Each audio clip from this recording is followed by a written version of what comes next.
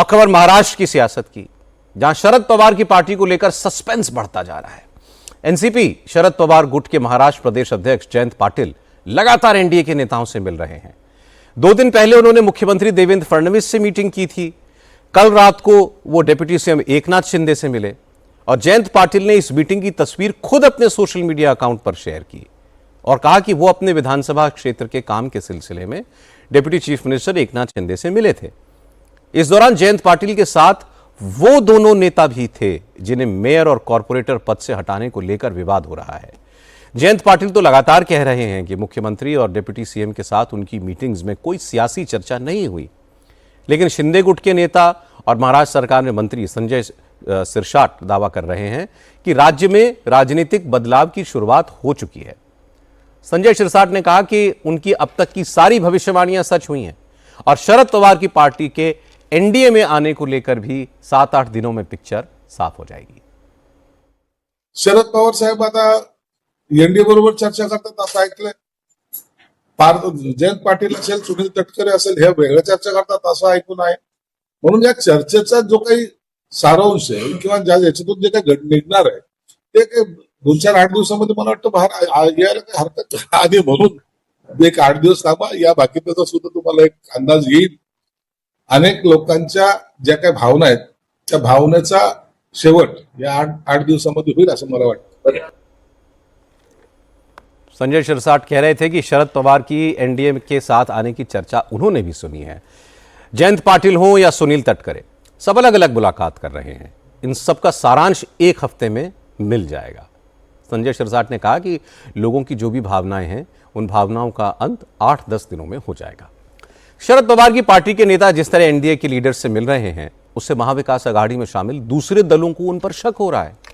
महाराष्ट्र कांग्रेस के senior leader विजय वडेट्टीवार ने कहा कि उनकी पार्टी बदलते सियासी घटनाक्रम पर नजर बनाए हुए है, सही समय पर स्थिति स्पष्ट करेंगे।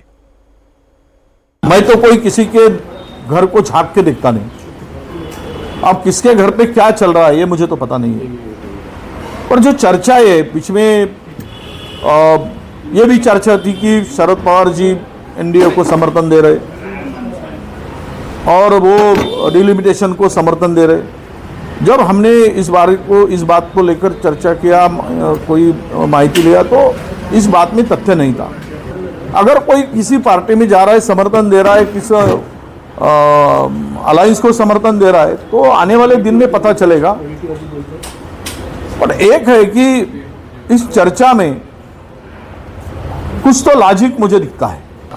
राष्ट्र स्टेट में जयंत पाटिल जी, आवाड़ जी मिल रहे, सीएम से मिल रहे, इसके बारे में सुप्रिया जी सुले ने भी उसका स्पष्टीकरण दिया है।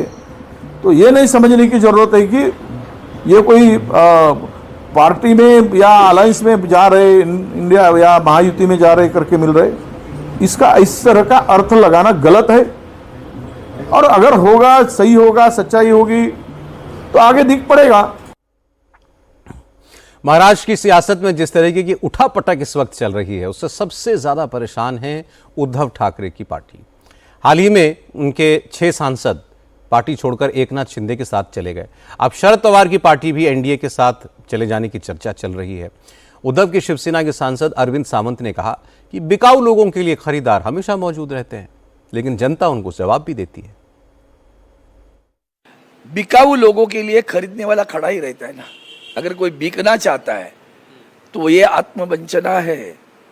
तुम सत्व और तत्व को लेकर खड़े हुए, जिस चुनाव चिन्ह को लेकर, जिस पार्टी को लेकर जो हमारे मतदाताओं ने हमें चुनकर दिया, उनके पीठ में छुरा भोगना है, पार्टी के पीठ पे छुरा भोगना है। ये काम न करिए। काम किसके लिए आए हो? विधानसभा में हो, लोकसभा में हो, तो जनता के प्रश्न उठाओ। तुम्हारे प्रश्न है क्या पैसा? वो तो आपको पता होगा, हमारे महाराष्ट्र में एक बड़ा नारा लगता है 50 खोखे एकदम ओके। तो 50 खोखा क्या होता है? 50 करोड़। तो 50 करोड़ लोग की जो विधायक बेचे गए, अभी ये भी बिके हुए लोग हैं यहाँ सांसद, हमारे पार्टी के भी है। तो संविधान के से खिलवाड़ नहीं हो रहा है, उसकी चिंता नहीं आप लोगों को। जा रहे क्या कर रहे हो? संविधान को पीठ में छुरा भोग रहे ना। आवाज उठनी चाहिए। ये आवाज है, चौथा स्तंभ है आपका, वो चौथा स्तंभ, उसके ऊपर आवाज उठाना चाहिए। उसकी रक्षा करो भैया, देश के जनतंत्र की रक्षा करने का धर्म और कर्तव्य बजाओ। शरद पवार की एनसीपी में ही नहीं बल्कि अजीत पवार गुट में भी एक पावर गेम चल रहा है। 2 दिन पहले एनसीपी अजीत पवार गुट के महाराष्ट्र प्रदेश अध्यक्ष सुनील तटकरे ने मुख्यमंत्री देवेंद्र फडणवीस से मुलाकात की थी और कहा जा रहा है कि इस मीटिंग की खबर उन्होंने पार्टी के राष्ट्रीय अध्यक्ष सुनेत्रा पवार को नहीं दी। अब सुनील तटकरे ने इस पर सफाई दी और कहा कि सांसद होने के नाते उनके कई मुद्दों पर मुख्यमंत्री से मिलना होता है, ये रूटीन प्रक्रिया है। शरद पवार की पार्टी के एनडीए में आने पर भी उन्होंने अपनी राय दी और कहा कि अगर शरद पवार की पार्टी डिलिमिटेशन बिल का समर्थन करती भी है तो इसका यह मतलब नहीं है कि वो एनडीए में आ रही है। मी खासदारी आहे, माझ्या लोकसभा मतदारसंघात अनेक विकासाची कामं असतात। मुख्यमंत्र्यांची प्रत्येक वेळची भेट ही काय राजकीय भेट अशातला काय भाग नाही। ज्या वेळेला राजकीय विषय पक्षाशी निगडीत त्यावेळेला परस्परांच्या जो चर्चा करूनच आम्ही भेटत असतो। बिलाला समर्थन करणं म्हणजे एनडीएमध्ये येणं असं होत नाही। अनेक बिलं एकमताने पास होतात आत्ताही सभागृहामध्ये। याचा अर्थ यूपीए काय एनडीएमध्ये विलीन झाली का? तर नाही। काही बिलं ज्यावेळेला देशाच्या व्यापक हिताच्या दृष्टीकोनातून महत्त्वाची असतात ती बिलं एकमताने पास होतात। सुनील तटकरे कह रहे थे कि मुख्यमंत्री से होने वाली हर मुलाकात राजनीतिक मुलाकात नहीं होती, कई बार विकास के कामों के पर भी बात होती है, लेकिन जब मुख्यमंत्री से सियासी मुलाकात होती है तो वो सुनेत्रा पवार को खबर देते हैं। डिलिमिटेशन बिल पर उन्होंने कहा कि कई बार देश हित के मुद्दों पर दूसरी पार्टियां सरकार का समर्थन करती हैं, लेकिन इसका मतलब ये नहीं होता कि वो सरकार के साथ मिल गई हैं।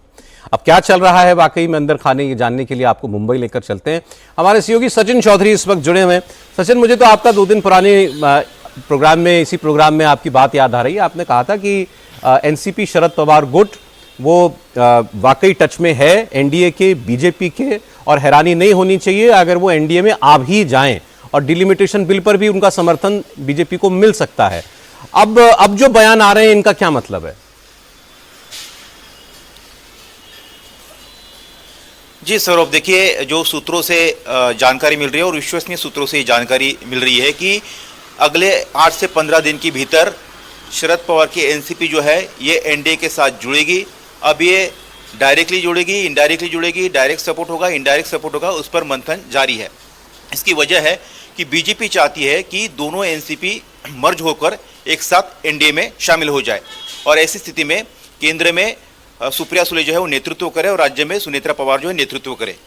और ऐसे में सुप्रिया सुले केंद्र में मंत्री बन सकती है और राज्य में जयंत पाटिल और जितेंद्र आव्हाड जैसे जो नेता है वो राज्य में मंत्री बन सकते हैं। ये फॉर्मूले पर मोटी मोटी बात हो गई है।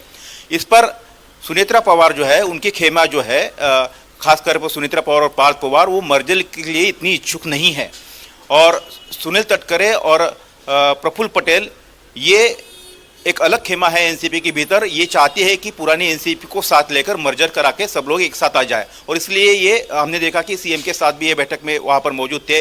इसके अलावा ये लगातार इस तरह के मीटिंगों को लेकर प्रयास कर रहे हैं।